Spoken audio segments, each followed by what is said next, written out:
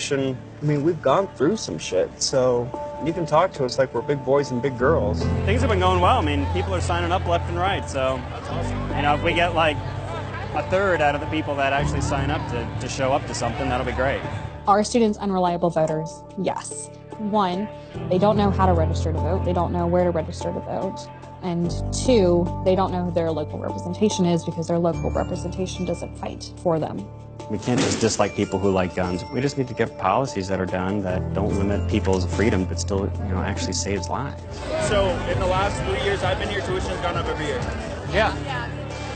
And it's not like little amounts. I mean, you feel it. Large. Yeah. What other campaigns have done in the past is high traffic canvassing. They'll stand in the middle of campus and register a bunch of voters. And then really after that, their efforts kind of flatline. It's like, okay, they're registered, but they still don't come out to vote. So we're trying a different approach. The precinct for Radford is the largest precinct in my district. This is where the election will be won or lost. Nobody has ever attempted what we're trying to do with our field program here at Radford ever before.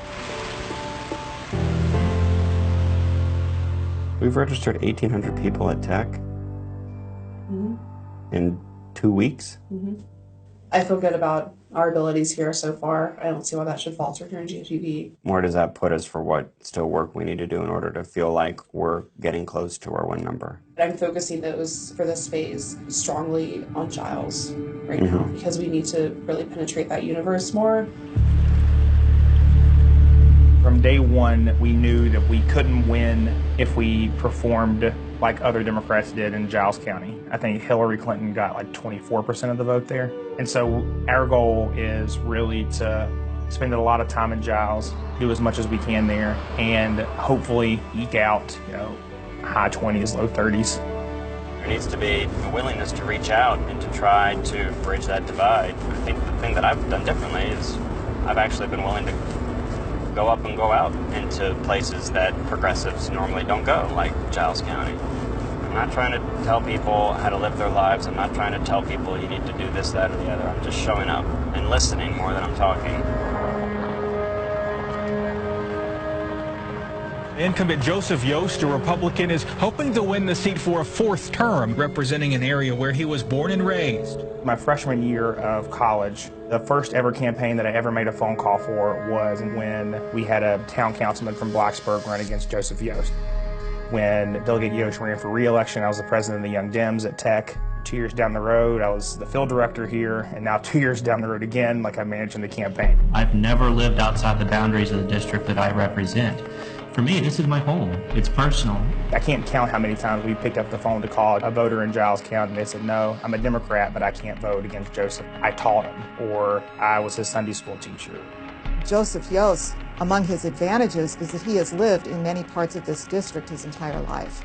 You know, grew up in Giles, went to college at Radford, continues to work in Giles County. All of those are real advantages. People know who he is, they trust him. Unlike Hearst, this is his home. This is where he's from. If Hearst has a problem, he could go back home to Philadelphia. He could move to another area. It's not going to be the same for Yost. I mean, his signs, they say, from here for us. You know, they're basically painting you as someone who's moving here to run for a seat. Chris Hearst, at least initially, was referred to, and still some Republicans do, as a carpetbagger. Some people have concerns about the extent to which he knows this district or whether it's simply being used as a way for him to move forward with his political ambitions. I still get people who will tell me that they think all of what I'm doing is self-serving, and that was the main thing I had to wrestle with was, am what I am doing self-serving? People try to prescribe a very certain way of responding to grief, and I just never really wanted to do that. It's something that I'm still trying to make sense of.